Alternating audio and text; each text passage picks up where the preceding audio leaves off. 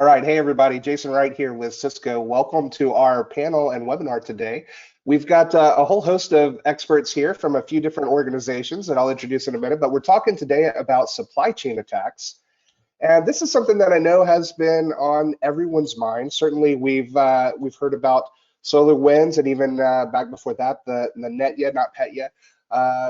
Fact that has happened, and gosh, doesn't that just start to keep you up at night a little bit more? If you weren't already having trouble sleeping, you got a little bit more to worry about now. So, but we've heard about these attacks, and we know that they're a very critical aspect of security, is considering where might your other breaches come from in terms of working with other vendors and other organizations. So in this cases that we've heard about, we've seen dozens of organizations that were reporting vulnerabilities within days of notification, seeing multiple payloads, different types of attacks. And when you start to think of doubling down with ransomware on top of the malware and CNC and data exfiltration that occurs, starts to get very, very scary in terms of the damage that is possible with these.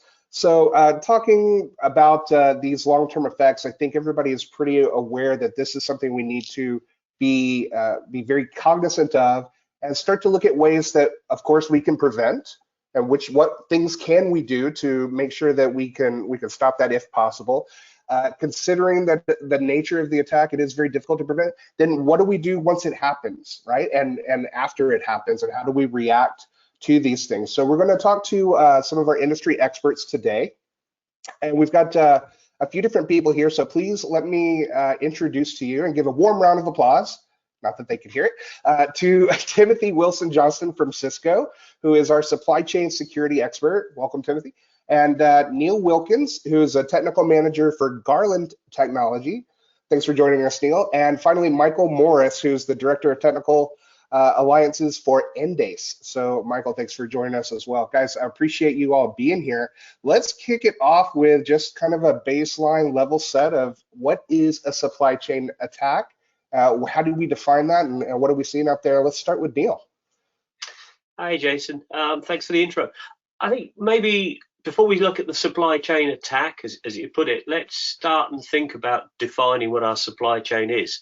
So, not that long I read something from McKinsey that said our supply chain was 32 on average suppliers inside a chain. Now you got to start to think about that as 32 and then look at it along the line. So we instantly think of 32 IT vendors because that's where we are, but it's not, is it? It's 32 disparate vendors. They can be OT vendors.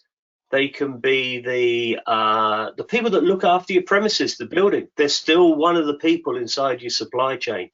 So we kind of know we need to open that up and look where we are in different places inside that. But then let's start to think just a bit more, Jason, because in your intro, you kept mentioning attacks. Well, Timothy and I were talking just a few weeks ago, and we were saying people say attacks, but now let's think of it in a different way. You got to look at the vulnerabilities inside those 32 on average people. And don't forget, you don't have a lot of control over that. You can control yourself, but it's the other bit down. So that's where I look at it as a base level for us to start forwards. Yeah, Neil, that's spot on, and really getting at the heart of the definition of attack. When we start to look at SolarWinds and NotPetya next to each other, one was clearly an attack, right? NotPetya was clearly an attack that disrupted billions of dollars worth of business, while SolarWinds really was a preparation of a battlefield for the Russian government. And so we have to really start to think about how we respond to these things based on what is that adversary coming after you for? Are they actually trying to disrupt your business, or are they trying to go after and exploit your key crown jewels? And that's really when we start to think about supply chain and who's in your supply chain, as Neil highlighted, understanding those touch points and that transit of trust you've enabled with those relationships really highlights how they might be trying to come after your crown jewels or after your end customers. So that's why I do think it's important to understand attack versus supply chain compromise, and really being able to understand the plans and intentions of adversaries.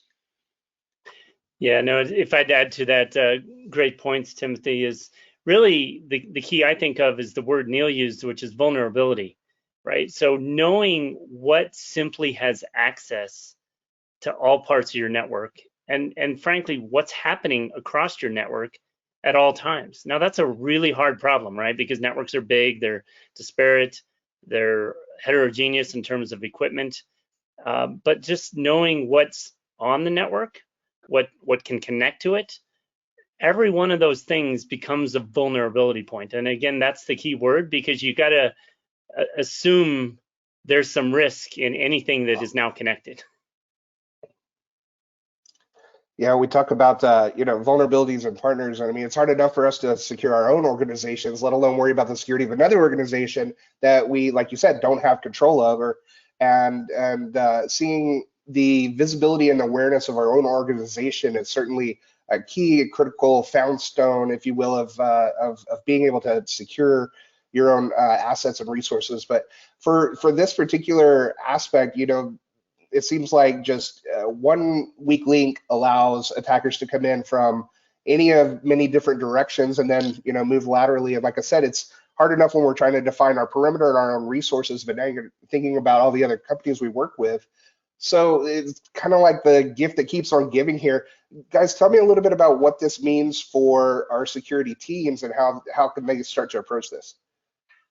Well, Jason, you hit the nail exactly on the head there. Where is the perimeter, and where is that actual perimeter? Because you and I don't know in our own company, do we? We're good in ourselves.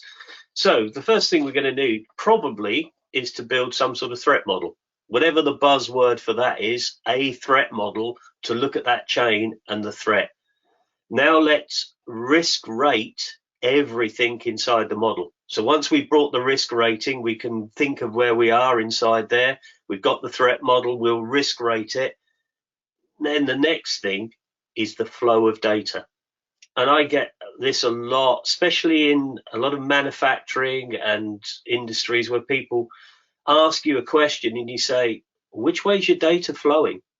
If you know where that flow is, then you might be able to do it. Otherwise, I'll just tell you, go everywhere. Let's look at the flow, let's where it is, and let's move around it. Because there's no silver bullet to this. You need a phalanx of silver bullets come towards you. And I think that's the starting point that we move forward from. Yeah, Neil, that's spot on. Really trying to understand what's in your supply chain, who is that weakest link, and how have you created the visibility across your supply chain. If you are not able to do that threat modeling, answer those questions yourself, the adversary is going to do it for you. And you don't want that to be the time that you have that full visibility after the adversary is highlighted for you. Again, taking the example of SolarWinds, no one knew who that company was until the event took place. No one knew how much they had, access to networks to be able to use that as a foothold to compromise lots of other customers. So really, to your point, do that threat modeling, hone in on where you're most vulnerable, and understand that what is critical in your production to both you as the company, but also to your customers, and really be able to do that risk-based analysis and threat modeling of where the adversary is going to come after you. Yeah, something I'd add to that is, again, you mentioned the SolarWinds element. The key there, which made it so interesting, is really SolarWinds is one of those few apps that has network-wide visibility, right? It's a monitoring system. So, my advice to folks is look at what other systems, what other applications, whether it's monitoring tools, whether it's database apps, that literally have connectivity to all parts of your network, even those zero trust, high sensitive crown jewels areas. And especially things like open source tools or open source code that might be running with access to some of those elements, right? Because now you've got this element of some commercial apps, some open source apps, and then the other dimension I'll even throw in that I think is coming more big is IoT devices and printers and things like that are all very common to us now. Smart switches, smart light bulbs, I'm just thinking about stuff in my house, common components that now becomes on that network. And again, some of those have network-wide connectivity, right? Like print servers and things like that. You can usually print to any printer from most parts of the network, right? So those are the things people really got to start looking at from a vulnerability point. Yeah, I Michael, love spot on. Oh, go ahead, Jason. Sorry. no, after you, Timothy. No, I was just going to say spot on. I mean, when we think about having good segmentation and good, isolation and good identity policies, that becomes so important to understanding what's in your environment and understanding which devices have what roles and responsibilities in that environment. One of the things I did want to pick up on is your open source comment. And really, our customers should be demanding of vendors that they're doing a secure development lifecycle, that they know what's in their product, that they have good pedigree and lineage of what's in the source code that they're developing and providing to customers. And that's something we at Cisco take to heart and make sure we can prove out those artifacts to our customers. I think also, Jason, just to carry on from what Michael said, since we've all started to disperse away from offices in this last 18 months, I put monitoring software on my home network the other week. I was horrified. You think, where have all these addresses come from and what is it? But exactly the same. And that's part of the chain, really. And that is exactly as Michael was saying, we need to look at all of those bits and pieces, the print servers, everything that's sitting in that chain. Well, I love what I think it was Timothy that said, if you're not modeling your network, the adversaries will do it for you. So, Yeah. who do you want to map it out for you? Because then you're going to be starting to paying attention to some of the things that you may not have known that were out there. But let's talk a little bit about how that carries over and into some of the organizational factors that make the supply chain a great targeted channel for these adversaries. Yeah, if I could start off on that one, I think one of the big challenges on that is really the silos between SecOps teams and NetOps teams and DevOps teams. And then you kind of also got your IT organization sitting off to the side, supporting all three of those organizations. And while I know a lot of organizations are working to improve and break down and share tools amongst those silos, the reality is many NetOps and SecOps teams are still looking at different data sets. Then you've got IT rolling, software updates and application updates out when they get them, right? Because they're connected with the vendors that are saying, oh, you need to supply these patches and these updates. And then again, you've got dev teams that, as Timothy mentioned earlier, need to be thinking about things they're bringing in from a development point of view. And so while the silos are trying to come down, the reality is they still exist. And these teams need to share information. They need to share processes to really start to change the model of the risk factor. Yeah, spot on, Michael. I mean, again, we'll keep honing in on SolarWinds, but when you think about bringing that into your environment, how much did SecOps actually look at what NetOps was doing with that? Did they actually understand the privileges that software was bringing into their environment? And were they able to share that common security site picture? I think we have a lot of security domains in this industry where folks have their piece of the picture, but they're not bringing that full view together of what each domain is seeing. And so how do we bring that all together? Obviously, Cisco is bringing that together with SecureX and making sure we can bring those common site pictures together across lots of different apertures and different telemetry. But it's important for you to do that in your own environment to really understand who's responsible for each of these areas and how can you share those key insights that you're seeing in each of your security domains. I would go a little bit further as well. You not only have to bring that in, but you need to start reviewing it, because very few of us actually review it. We put it in place, we look at it, and when do you review it and start your work? So you kind of need to review that up and down the chain as well. But then it's horrible to say, but you probably find that there's the tiny little itty bitty company somewhere down the line that is going to be that weakest link. And that's the other side. You need to, in that threat analysis, hone in on the places that you think, then review it and keep reviewing and reviewing, because we kind of all like put it together, take it to one side and leave it, and we're all to a certain extent guilty of that. That's right, Neil. I mean, if you're not analyzing your full supply chain and identifying those weakest links of who you've given the privileged access to, you're not going to understand that, and you're not going to know where you need to defend. So really, understanding that weak link, understanding least privileged access that you've allowed into your security tent, for lack of a better term. Yeah. So how do we do that? We've talked about, looking at the vulnerabilities, modeling your vulnerabilities, identifying weak links. How are companies supposed to and expected to do that in this convoluted environment? And certainly the larger the organization, the more, difficult that chore becomes. So what do we recommend how they do this in order to minimize that risk? I'm going to come back, Jason, to where we started from. Perform some sort of threat analysis. Do that threat analysis in the first place. The important thing is, though, there's no point in just doing the threat analysis unless you simulate it. And you can write any set of procedures and rules, put them to one side, stick them on the wall and say, there they are. But you need to simulate that. And then you need to test it, simulate it, pen test it, whatever you like to call it, and randomly keep doing that and then refine beyond that. And unless you do that, well, you're just wasting your time, really, aren't you? You can have anything, but if you don't test it. I remember many years ago working with a bank in Europe, and we put together a whole procedure, something slightly different. And I said to the guy afterwards, hey, now we need to test it. And he went ashen-faced.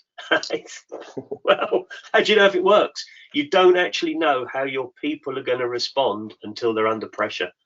And when they're under pressure, they do things in a different way to the way we think they do. And that's what we need to look at. So Neil, that's spot on. I mean, that exercise, those muscles, make sure you know how to use them in the time of crisis is so important. The other key point is we're really good at looking from the inside out at the threat adversary.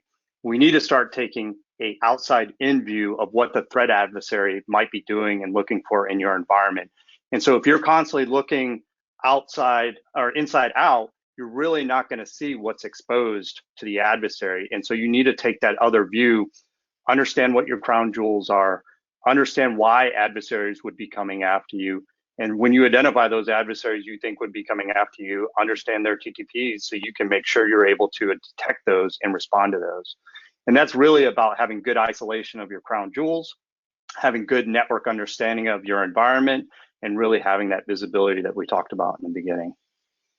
Yeah, something I'd add to that that I think is critical is really being able to see and be in a position, have the tools and systems in place to see lateral movement, right? In the context of your definition of zero trust and your segmentation, right? So if you have a portion of your network that you know is highly sensitive, where all your critical assets, your customer data, your IP, whatever it may be, knowing what normal behavior is on that segment, in and out of that segment, and being able to see that in context of vendor compliance to various vulnerability standards, it's critical, right? If you can't go back to those segments and find lateral movement, and I'm sticking to the word lateral movement because when you look at supply chains, the vulnerability pieces is just an access point. Once they get in, that's when they're looking for something good, right? And so that's where you got to see, hey, there shouldn't be traffic going from sensitive server A to all these other hosts, right? And can you find that stuff? Yeah, Michael, you're spot on. I mean, that anomalous detection and the ability to have the right pieces of data brought together, whether it's from endpoints, whether it's from NetFlow, whether it's from network rules, you have to be able to bring that all together and be able to make sense of it and make decisions on it and be able to know what normal looks like in your environment and identify that anomalous traffic to hone in on. And And I think as we looked at what happened with FireEye's detection of SolarWinds, that's what they detected, anomalous activity, and they were able to hone in on it. Yeah. Well, I'm hearing a lot as well about the modeling of the threats and the asset management. Doing this across multiple departments can be a big piece of this, but tell me a little bit about why that aspect is so important in this ability to set up our walls and prevent as much as we can. Yeah, so let me start with that one. I've been in the network monitoring space for over 20 years now, and I've worked with hundreds of customers on network design. And I'll be frank, I don't know that I've ever talked to one that has a 100% accurate asset management, inventory management system, especially in large environments. It's just so hard, right? You've got different remote offices adding, removing host systems. It's even more compounded now with virtualization, right? Things coming up and down. So it is kind of a utopia to think you're going to have 100% accurate asset management, but that should be the goal, because if your security team don't know what is on the network, you've automatically gotten hidden vulnerability points. And so I think that's really key, that you implement processes and procedures that are common and consistent so that people can track it at some point. And I think the other part of this asset management is start with the asset management around the crown jewels, right, that Timothy brought up, because you may not solve your entire infrastructure, but if you've at least protected that section of the network, you're better off than many. Yeah, Michael, you're spot on. And we said this up front, if you haven't done that asset inventory, the adversaries will do it for you. And you don't want to actually know what's in your full environment while you're doing an IR. If that's the first time you know what's in your environment is after IR, then you're already starting behind the 8 ball, so to speak. And again, I think really understanding why these systems are in your environment from a supply chain standpoint. Again, I'll keep harping on SolarWinds and really understanding what privileged access that had into your network, and did the SecOps team truly investigate that before they brought it into their environment. And this is something that we have to question about anything that's coming into our supply chain, is what least privileged access have we allowed it, and are we constantly monitoring that and making sure we have justified why it has access to certain resources. Yeah, but let's go further. Going back to what Michael was saying, inventory management, it's a nightmare.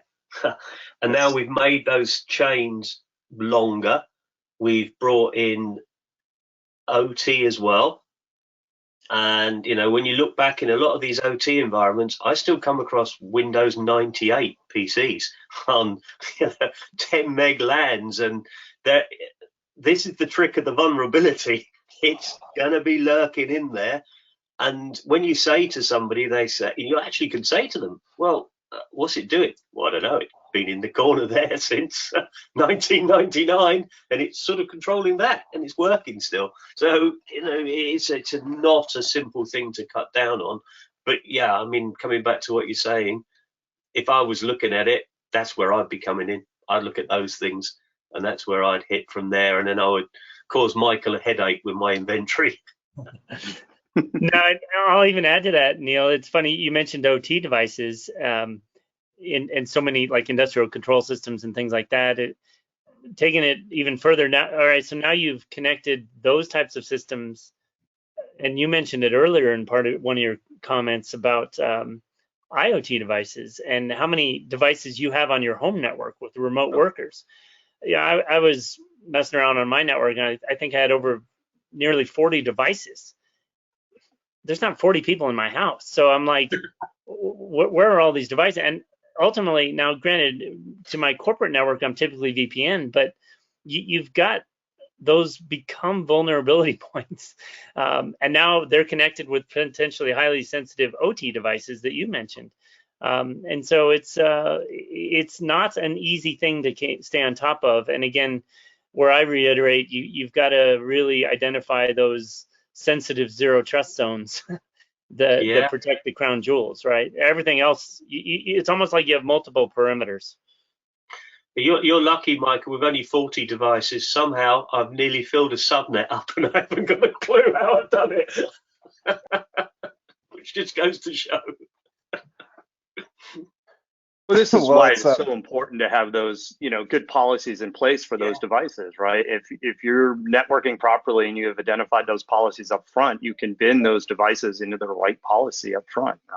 I've VLAN'd off all my kids' Chromebooks. They don't get access to my network. They're in their own VLAN. Don't blame you. Go destroy yourselves. That's right. That's right. It's down later. Yeah, it's kind of funny when Neil, you mentioned some Windows 98 devices, and I hadn't heard that term in so long. It's unfortunate that hackers don't work like vendors and just say, well, hackers are no longer supporting Windows 98, so you're safe with us. Put it aside, yeah. I haven't come across Windows 3 yet, but there's been some 98s around, certainly. Well, it's still, the best way to cut your teeth as a newbie hacker for sure. But yeah. And that's worry. Let's talk about some of the tools and some of the key components that our customers and our friends out there can add to the security stack to help that SecOps team either find or potentially track these supply chain attacks. We talked a little bit about asset management and threat modeling, and we've talked about anomalistic detection, but talk to us a little bit more and specifically about what we can do to find and track these attacks. Well, from me, it's really easy, Jason. I think I have the easiest job of any of us. I don't have to worry about inventory management or anything else. As Garland, we just do the one thing.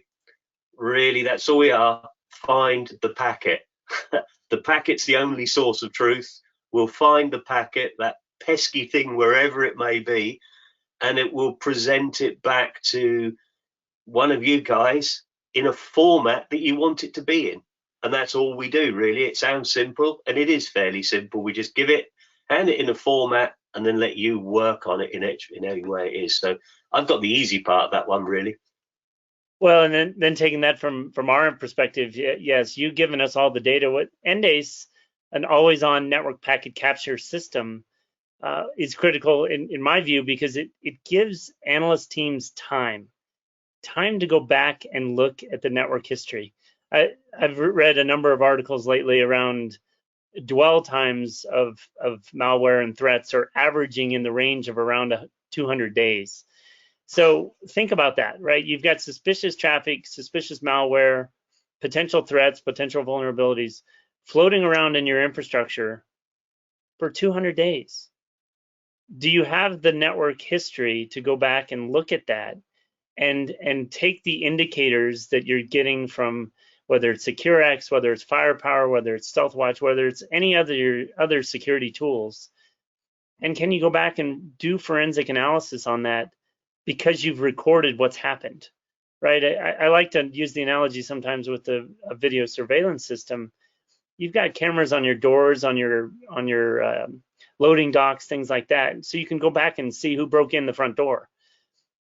Do you have something similar to go back and see who broke into your network, right? And I think that's I've also talked about often of the analogy of a crime scene. Have you recorded everything and bagged and tagged everything so you know what to go back and look at?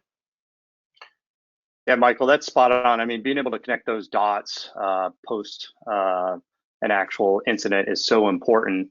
But there's also the demand our customers should be having about having secure development lifecycle up front and making sure that you're not going to be compromised with the software that's coming into your environment. And that's part of the supply chain that we need to be holding ourselves accountable to. And at Cisco, we're looking at the lessons learned from SolarWinds and making sure we've hardened our build environment. And so how are you ensuring your vendors are doing the same and really getting left of this problem before software gets compromised? And that starts early on with having those good practices and being able to connect the dots, as you talked about with SecureX, and understanding the threat adversary and what they're going to be trying to compromise in your environment, and being able to bring all that information together, both the threat intel, the net flow, as Neil has pointed out, to the actual security picture across all these different domains and bring that together into one view. It's going to be critical.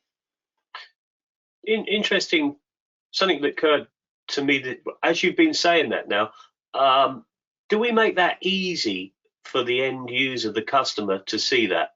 I only ask because last week I was helping a customer put in literally thousands of filters on a packet broker, and he'd run out of filters, and I said to him, "You never get, nobody runs out, nobody. What are you doing?" And we looked back at it, and we could flip it. But I said, "Why you got them all?" "I'm getting too many alerts to my IDS. I can't cope with them, so I'm stopping them." And it made me think, when you just said there, Michael, 200 days, and that customer's turning them off because he can't cope with them. So is the trick to make it really easy for them? Very, very easy, or what? Well, that's one of our approaches and recommendations to customers is you've got so many alarms and so many different tools, but you've got to get from those meaningful alarms, and you've either got to dispense them as false positives or you got to validate them as a potential breach. And the only way to do that quickly is to enable them to connect the dots fast, to enable them to get from indicators or signs of compromise to factual evidence, right? And that's where we come in with the packet data again, is you can't compromise the packets. You can wipe out authentication logs, application log files. In fact, a lot of malware nowadays, and Timothy can probably talk to this more than me, has so many wipers to hide the tracks.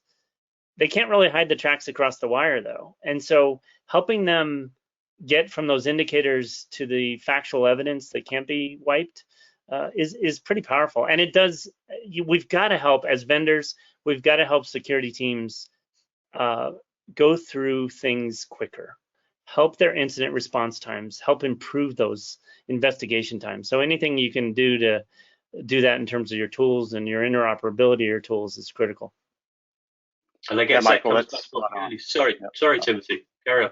No worries. Yeah, just want to double down on that. I mean, being able to bring together your endpoint detection, being able to bring together your net flow, and being able to bring that together seamlessly to make sense of that anomalous behavior. Because to your point, you know, the adversaries are able to hide their track, but they're not able to hide those network traffic. And so we need to be able to understand what good looks like, whether we're using AI and ML to do that anomalous detection. We need to be able to understand what good network flow looks like and be able to bring all those sensors together. Yeah, and I guess that comes back to what we earlier said. You know, you need to test this. And if you don't test it, and you've got all that data, pointless. It's pointless data. Yeah. Well, you know, some of the complexity out there with the number of tools and lack of interoperability that is out there, and we talk about the number of vendors in the security stack and in the organization. What do we recommend for organizations that are kind of overwhelmed and don't necessarily know how to mature that security posture to be able to start to find and manage these points of weakness in the supply chain? Oh, do you know, there isn't a lot of difference, is there, Jason? You can be a massive company or a small company. That there isn't a huge difference. You still have to start with looking at where your risk is and look up your chain and down the chain where that risk is. Do the risk analysis. Put whatever you like to call the buzzword for that plan is together. Train people correctly and then test it. And irrespective of where you are, it'll just be a bigger or smaller plan. And to me, that is the answer. Analysis, put the plan in place, test the plan, and then empower and train the people with that plan behind it. Yeah, I agree. But it's also about taking that adversary mindset, really understand what you're trying to protect. And if you're not looking at it that way from your adversary's perspective, they will be. And then understand how those threat scenarios are going to play out, so you know you have the right data to respond to what those adversaries could be coming at you with from a tradecraft or technique standpoint. And that's really how you should be starting any of your approach to security is, what are your crown jewels and who are the adversaries after them? If you can't answer that, then you don't know what you're supposed to be looking for. Yeah, and then I think you're dead on that point. And then I think the next step to that is, once you've ring fenced and identified those critical assets, really baselining and modeling what's normal behavior around that infrastructure, right? What are the common connection points? What are the common traffic patterns? And keep an eye out for deviations from normal, right? I mean, I've been reading more and more how DNS is being used as a vehicle, right? For always DNS. Yeah, it's common, right? Everybody uses it everywhere.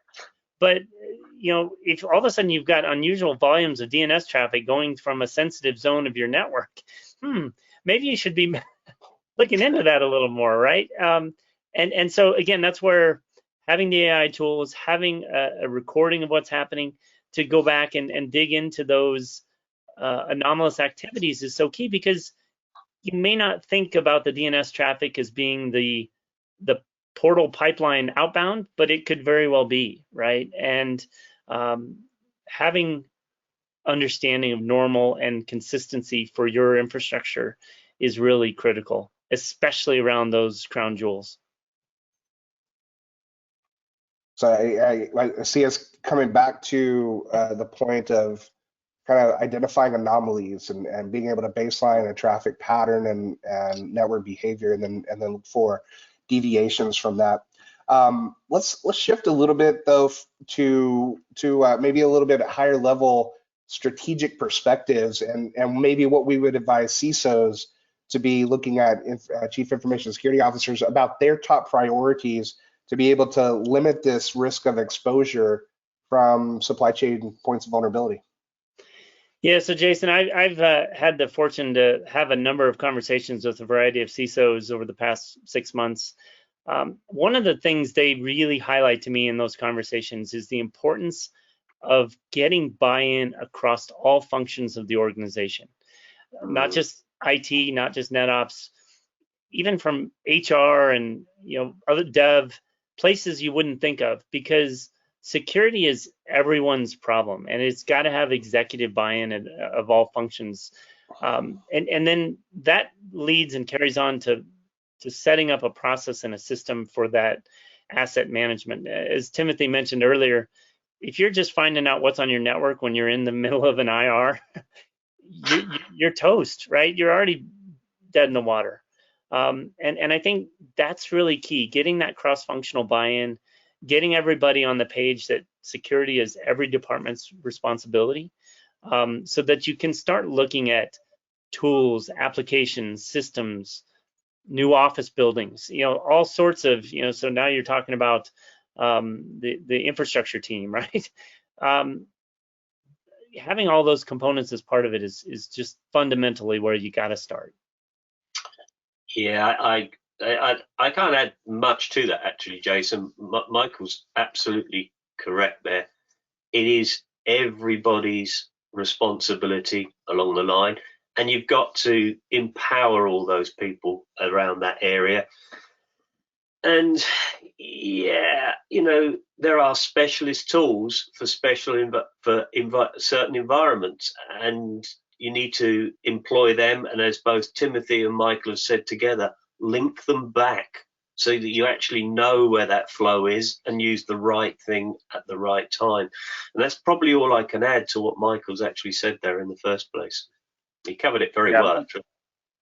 Yeah, well covered, Michael. I would say, really being able to create that security culture is first and foremost in any business's way to upskill and improve security in the company and make it everyone's priority, and do that through education, do that through training. Cisco, we have a program that we make sure all of our engineers and employees go through at least one level of that security training to make sure they understand the importance and create that security culture. But the other piece is understand what's in your supply chain. Again, you need to know your dependencies, know who's in your environment, and making sure that you understand those components, those links that could easily be disrupted by the adversary or could be used to get to you as a vector to another customer. And so really, again, understanding that adversary intent.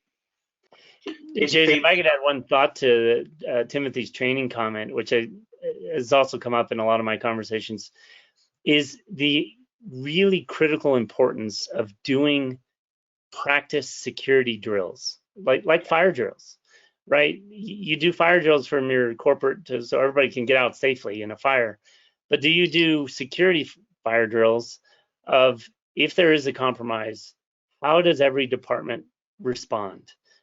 Do you immediately get the authorities involved? You know, looking at this Colonial gas pipeline attack, you know, they got the FBI involved right away, but you know, some of the procedures there wasn't in consistency with what the FBI had recommended, at least the articles that I had read. So do you have the playbook and the process plan for how you're going to do it? And have you practiced it? Because I think Neil said it earlier in the conversation, is you don't know how you're going to react and behave in a threat incident until you go through it. And I remember back in school when we had to do fire drills, you want to make sure all the kids know how to get out of the building okay. Do all the employees know how to respond, how you need them to respond during an incident? It's human reaction though, Michael, because when we're under a lot of business pressure, that's when we bend the rules. And that's when we tend to bend them, because somebody will want you to do something now. And you just think, oh, okay. But it niggles in the back of your mind, but you still do it. And that's the other thing. How do we work out that human interaction along there? And that's part of the, as you said, the testing at certain times, and also random, not the same testing. You know, when we did fire drills, you knew they always tested the same building at 3:15 on a Thursday or something. You know, let's make it randomized. Something really important Michael hit was, you know, test it, know who is responsible and what their role is and who has the authority in the event of an emergency. I think that is very critical as you work across your company to understand, if an event takes place, what are the roles and responsibilities and who has the authority in each of these scenarios to declare an event, declare an incident, you know, make decisions about how you're going to move forward through that incident or that issue. But you guys have all talked a lot about doing drills and preparing for the event and making sure that you're ready to respond and react when it does happen. I had an interesting insight from Anthony Grieco, who is the CISO of Cisco, who we've talked a lot about internally and externally about SolarWinds and this topic in general. Excuse me. And one of the points that he made was to specifically be sure that after these events happen, do a postmortem, right? So take the time to review what had happened in the incident. How did we react? Could we have done better? And start to shine a light on yourselves of how you responded, right? And so that made a very interesting salient point to me was do a debrief after these events happen and say, what did we do right? What did we do wrong? How could we improve, right? I mean, after major events that I do in my career, you know, we have those debrief calls to kind of do a self-assessment. And I thought that was really insightful. Yeah, Jason, that's spot on. That's bringing that black box mindset to cybersecurity, right? How does the aviation industry respond to a plane crash? How do they investigate that? And how do they share those insights and post-mortem analysis afterwards? It's so critical.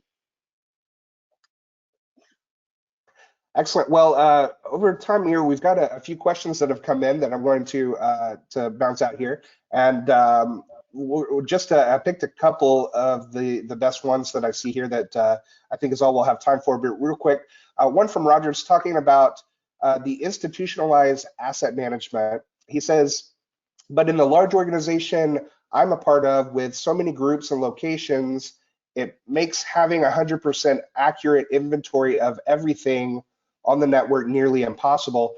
Do you have recommendations on how to improve this in a large environment?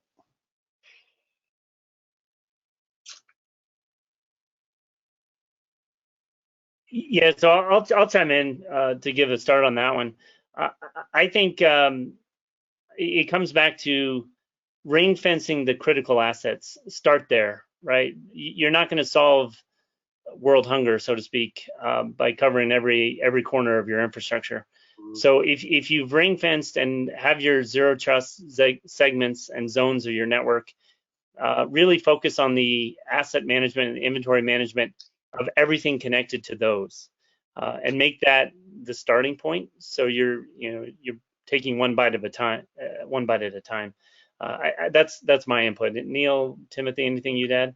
Well, I was waiting for you to start, actually, Michael, but I was going to say that segmentation for me, it is segment it and then come back to what we've said all along, segment it and know where that flow is coming from those segments. Now you can start to work through. As you say, in a large organization, inventory is very, very complex, so very, very difficult, and you need some rules of what could go on and what can't. Segmentation and policy, spot on, right? We got to know how you've segmented it and what roles and responsibility that asset has and can have. Yep, agree. Excellent. So another question here is from Kristen. It says, do you have any suggestions for the risk and flow assessments that you talked about to engage the broader organization? Yeah, I'll start with that one because I think, again, I'll just keep emphasizing the things I've already said before, right? If you don't understand how the adversary is going to come after you, you're not going to know how to defend yourself. And so you need to do that risk assessment, threat modeling, criticality analysis up front to know what's most important in your environment and why it would be targeted by an adversary in your supply chain. And then you can decide how you're going to respond and how you're going to truly look at the flow and do those assessments up front. Yeah, the only thing I'd add is spot on that, Timothy. The only thing I'd add on it is really, there are like the MITRE ATT&CK framework and some standards out there for things that you can leverage as a foundational piece, and some templates, I guess is a better word. So definitely, I've seen customers have a lot of success with that. I think I'm correct in saying the US government gives you provides some of those templates, doesn't it? I know the UK does. They actually provide the templates and things you can work for, and I'm sure the US government does as well. Yep. Yeah, DHS, CISA provides that. Yep. It has a whole supply chain risk management section. Yeah.